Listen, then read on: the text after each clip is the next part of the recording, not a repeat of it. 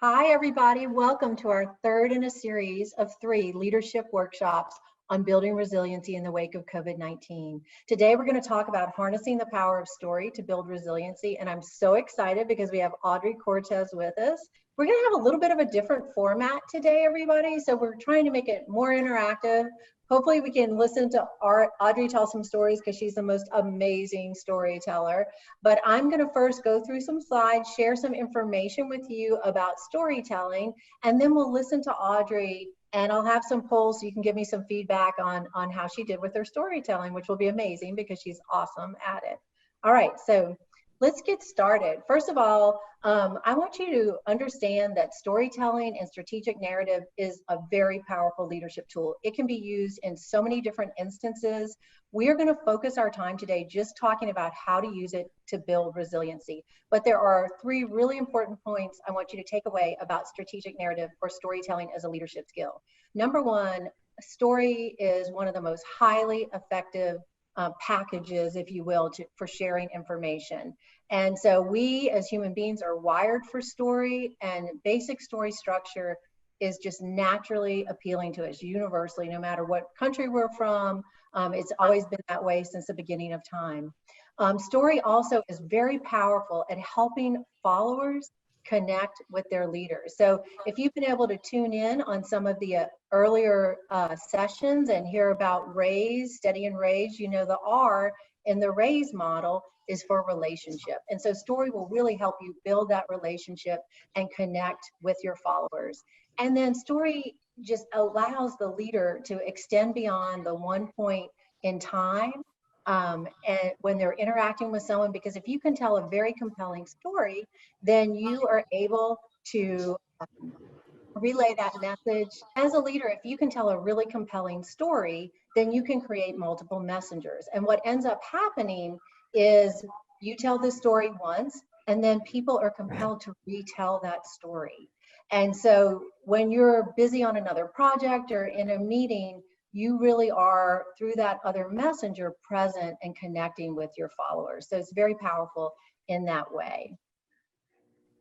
Now, I mentioned already that story is a highly effective kind of packaging system for sending out messages and information, and that we are all as human beings wired for story.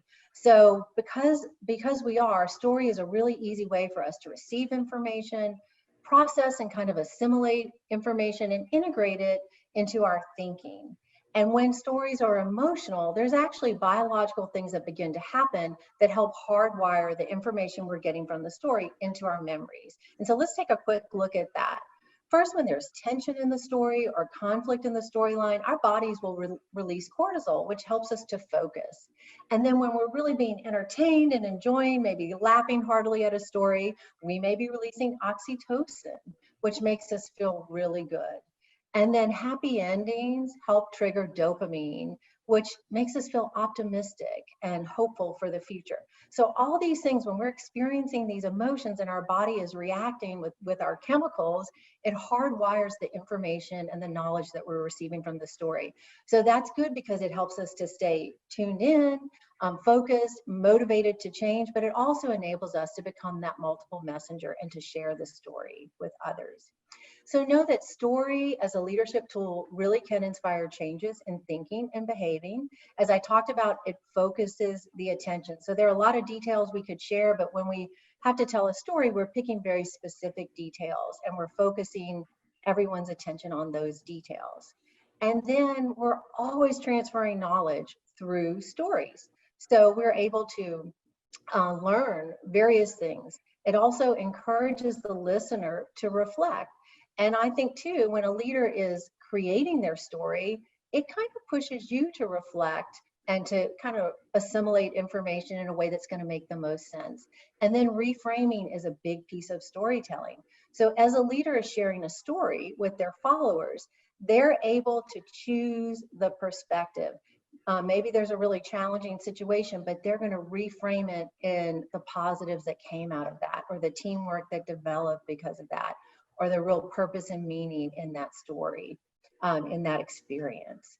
And then finally, because it's so connecting, because we use emotion to relay information in a story, there's a huge exchange of energy, and often the listener gains energy and motivation to change their thinking and their behavior. Now, today we're going to center our talking around resiliency. So I just wanted to shift gears a little bit and talk about characteristics of people who are highly resilient. The first is they are great with human connection.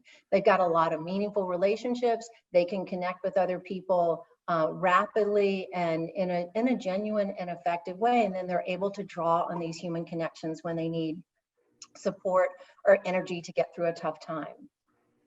They also can find purpose and meaning in their work, in their everyday life, anything that they're putting energy towards.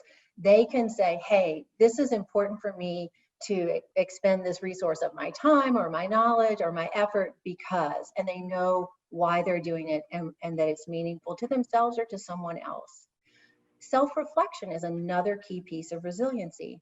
So again, if you've listened in on some of our other webinars, we talked about how important it is when something bad happens to just take a pause and to absorb what's going on. So to reflect on, okay, what does this mean for me? What's going to be different going forward? How am I feeling about this? What are the different things I can do to respond to my environment in a way that's going to be productive? So that self-reflection is huge. Having a learning mindset is really important too. I would say the easiest way to think about a learning mindset is that someone is curious. They're not fearful. That would be the opposite of being curious. They're curious. They're looking for new knowledge. They're looking for opportunities. They're interested in other people's perspectives. And that helps them see more possibilities for good things to happen.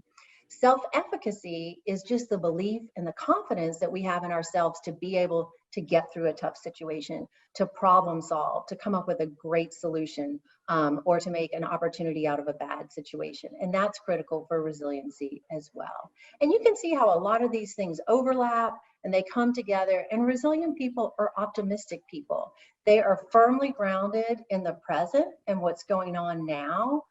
It may be challenging, it may be incredibly stressful and overwhelming to them, but they're able to draw on their past experiences and the knowledge that they've gained and the success they've had in the past, bring it to the present, and that makes them optimistic for the future that they're going to be okay through whatever the struggle is. They're going to figure it out. They're going to be resourceful, and they'll lean on all these other attributes that we've just talked about, like support from other people, finding real purpose and meaning in the struggle, and so forth, to become resilient. So now thinking about those 6 things, let's think about how story can really build resiliency.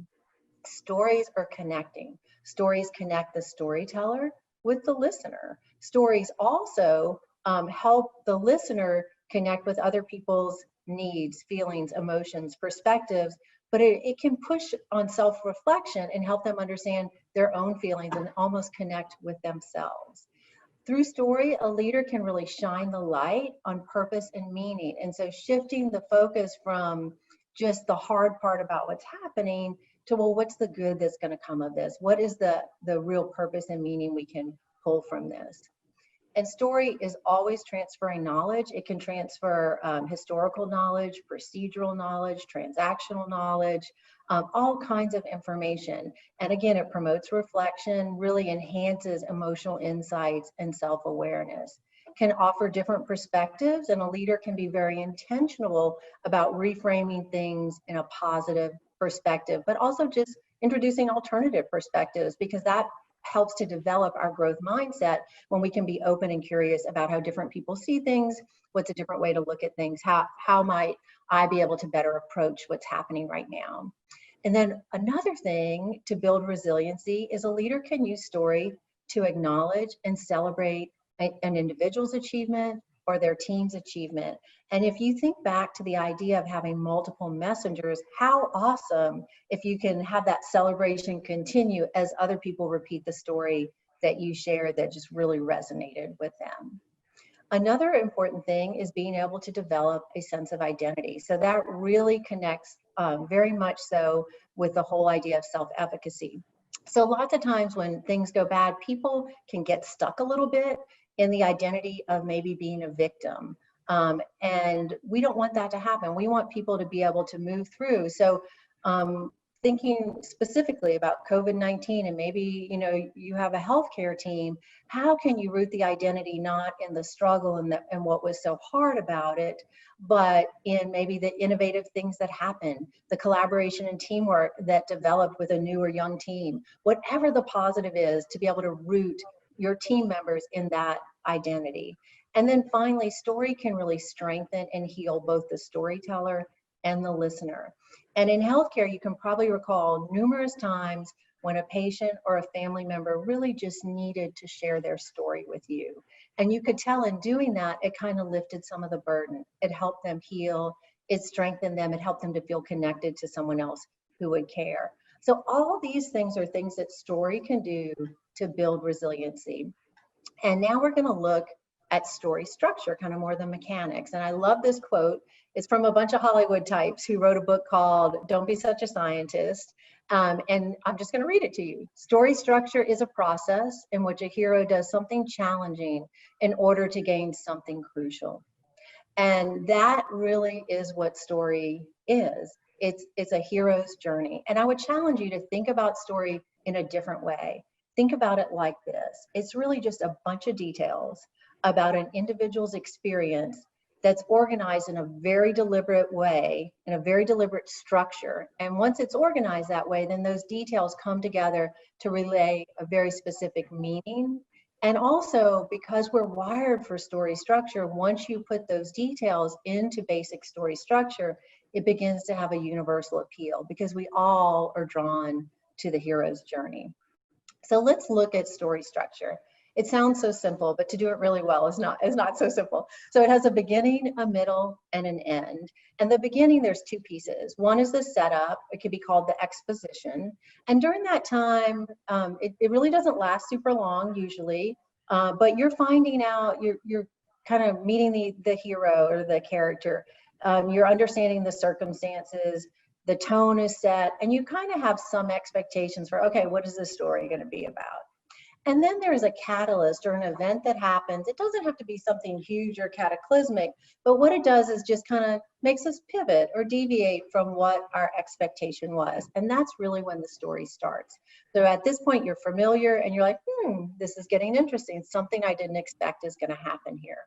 And then when you get into the middle of the story, this is where there's much more information. You learn a little bit more about the hero. There may be other characters that are introduced. You learn about the situation, and there's always a little tension. There's a dilemma that emerges, and you begin to understand some conflict. So the hero has some options. There's things that they're kind of thinking about and considering, and they realize they have choices to make. And then there is a call to action. Now, the hero could decide, I'm just going to ignore that call to action. That's one option. But most of the time, that hero is going to make a choice. And so when that hero makes a choice, we have a resolution, we have an end, and there's a transformation. So it could be the transformation of the way the hero thinks about things or themselves or how they see themselves. So it could be subtle and it could be huge. But these are the basic elements of story structure. Another thing that is so important is I talk a lot about creating multiple messengers. So you want to have good story structure so people are drawn in, and we're wired to remember information in that story structure. But we also want to connect in ways that are memorable, so that message or the story kind of sticks. And so these are 5 things you can weave into your story to make that happen. Number 1, keep it simple. The easier it is for people who are listening to follow, and the more likely that they will retell your story. Then you want to have a little element of surprise or the unexpected, because when we violate the expectations of the listener, they focus in more, they pay more attention, and they're more likely to remember those details of the story. And it really makes it more interesting for the listener. Concreteness is just a way, 2 things that concreteness can do. One thing is it can take a complex concept and make it really simple. Like an example of that is when we say, yeah, I just went after the low-hanging fruit. You don't need to explain why you chose to do what you chose to do. They'll be able to connect the dots and see that was the easiest thing, you went for that first. Or in your story, you may want to use concreteness to really transport the listener to that space and time. So you may describe a situation. Like I remember one time I was helping a hospital tell a story, and basically they had to do terminal cleans on all of their ORs. And the easiest way to describe it is every OR became a rainforest. There was so much humidity in there. And so that's a very easy way. So people are right there with you. They can imagine being in that story. Credibility is important too, because that encourages buy-in. If a story is not believable, you're not going to get good buy-in. And I think especially with resiliency, as long as the listener can imagine that situation you're describing, and better yet, imagine themselves living that in that situation, you have instant direct credibility. So I would recommend that's the type of credibility you go for in these resiliency stories. In other situations, you can bring in drop a name of an expert or someone that would add credibility to the story, or even throw in some data from a credible organization if you're telling a different type of story. And then finally, emotion is so important. That's what makes the listener care. And if you think back to that slide I had on neuroscience, it's really the emotional things that are releasing those chemicals that help to hardwire these memories and make the story stick with us, and make it more likely for us to repeat the stories. So, okay, at this point, we are going to go back to Audrey and see if her audio is working any better. Go ahead, Audrey. Beth, can you hear me? Much better. Awesome. Okay. Okay, I'm going to mute myself and you go ahead and tell your first story, please. All right. So this is a true story. Years ago, I was a nurse in the pre-admission clinic, and I had about an hour to get patients ready for surgery. So in that hour, I obtained a health history, a list of medications. I did all the teaching for before, during, and after surgery. And if I did everything just right, I usually had a couple of minutes for a potty break in between. If I got behind, then I was behind all day.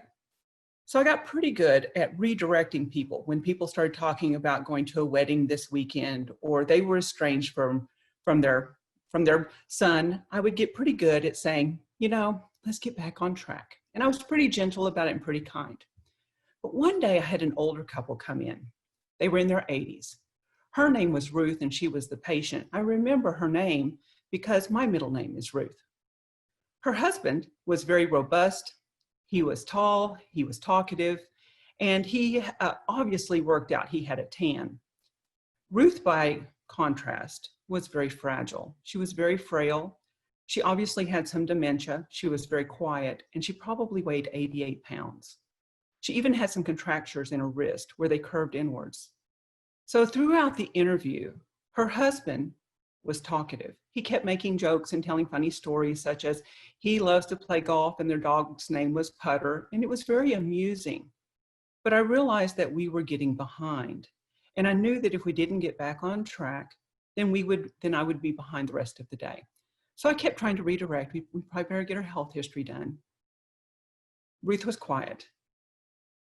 The husband kept talking and talking, and I think I must have looked a little irritated at some point, because all of a sudden the husband stopped and became serious. And he said, "Audrey, may I show you something?" And I said, "Of course." And in my mind, I'm thinking, yes, if it'll move us forward where we can finish this up, let's do it. So he reached back and pulled out his wallet.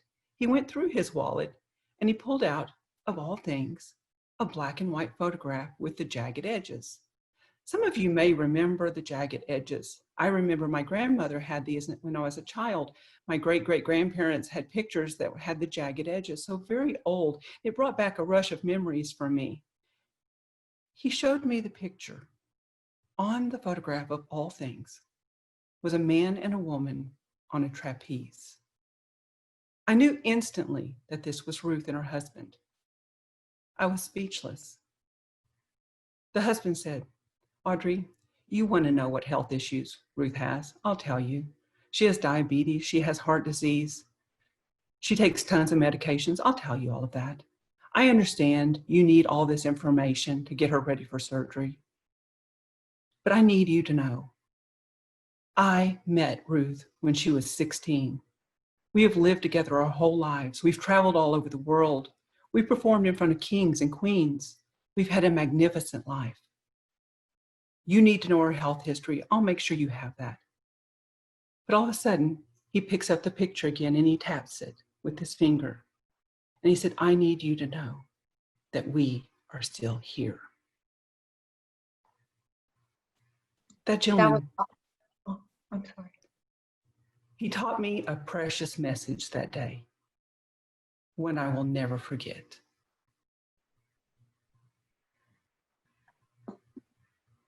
Thank you, Audrey. That was awesome. And I'm sorry I jumped in a little bit early. So, so what we're going to do is we're going to go back to the slides, and I want you to think about the story structure and the elements of story.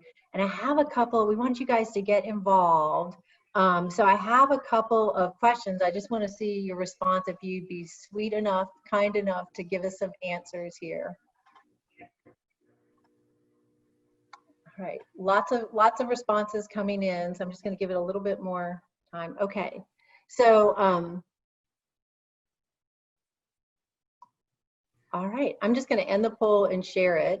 So you can see that a lot of people felt like, yes, the beginning of the story did draw them in, and unfortunately, we don't have time to and the ability to really have a conversation about it. But think about, well, if it didn't draw you in, or if it did draw you in, what were the key elements that made that happen for you?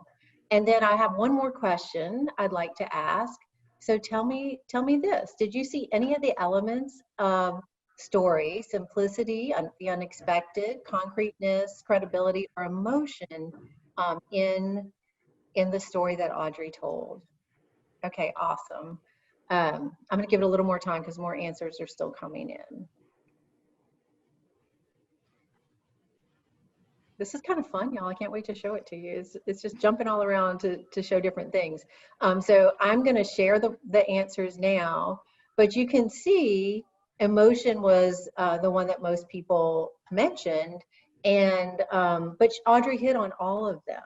And so that's really wonderful, because the more pieces of the emotional puzzle you can hit, or the sticky messaging you can hit, then the stronger the story will be. So I'm gonna go back to you, Audrey, and let you tell us another story. All right. So this is another true story. In 2012, I was the director of the clinical coordinator at the hospital, basically the assistant chief nursing officer. And I worked long, hard hours. On this week, I had probably put in 50 or 60 hours. So on Friday afternoon, I decided that I was going to leave early and go to Austin for the weekend. So I had it all planned out. I was going to get off at noon. I was going to get packed. I was going to get on the road. I was going to have dinner with friends in Austin. It was all set to go. The only thing was I had a busy day, and it was 4:30 in the afternoon, and I look up and I'm halfway cranky. I'm tired. I'm hungry. And I realize it's already late in the afternoon. So I started heading home. I lived 25 miles out of town at this point. And as I'm heading home, I realized I'm really too tired to go to Austin. And so I think I'm just going to go home and rest. But you know what? Then I started thinking, I don't have any food at the house. And even more importantly, I don't have any wine.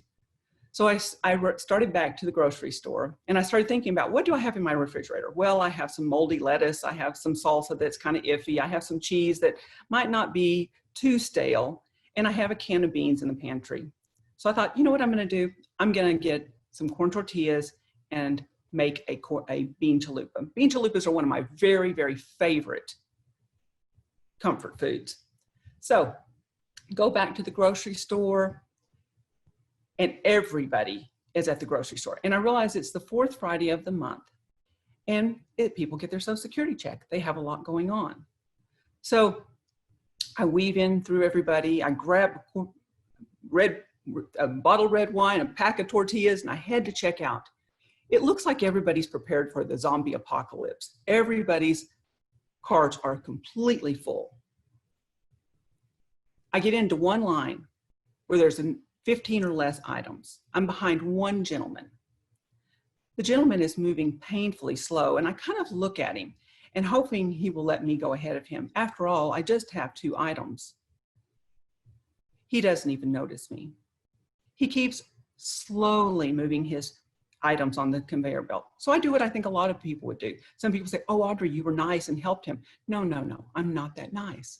What I did instead was I counted his items. I was infuriated. He had 19 items.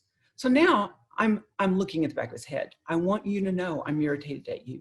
You're disrespectful, you're rude, you're not playing by the rules. He doesn't even notice me. He continues putting his items up.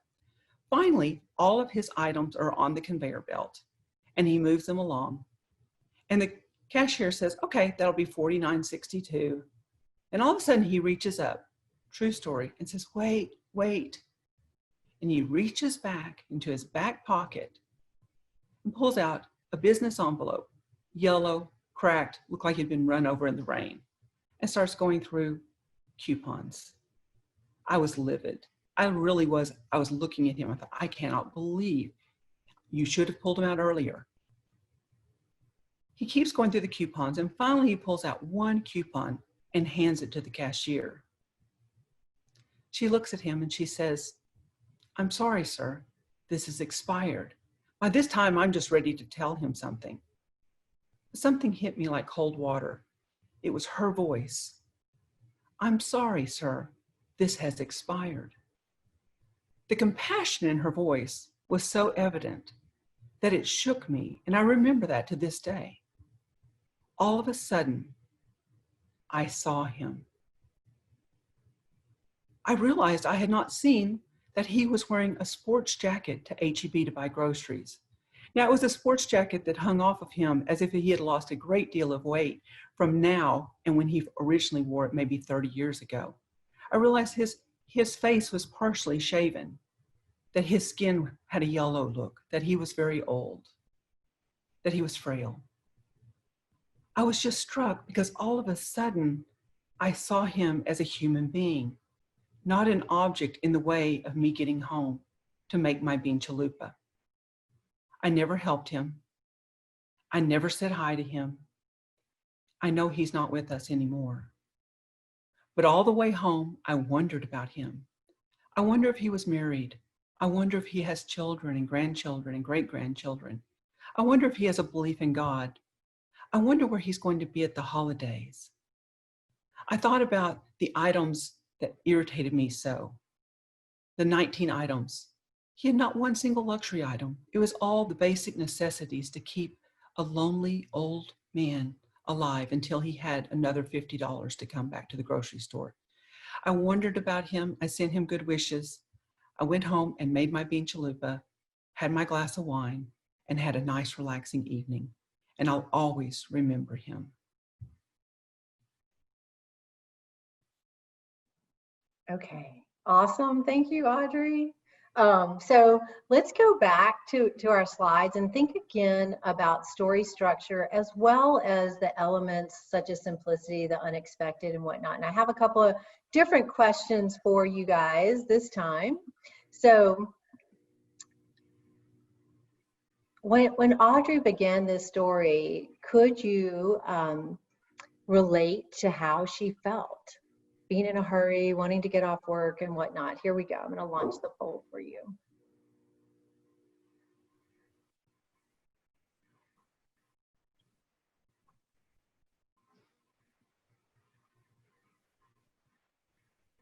All right, so we have several responses and they're all saying yes, they could relate. So that's awesome. And then I'm going to see, I think I have one more question. I know we're kind of short on time, so I'm moving forward with our polling questions. But the next one is about emotion. Did this story inspire you to think differently or act differently?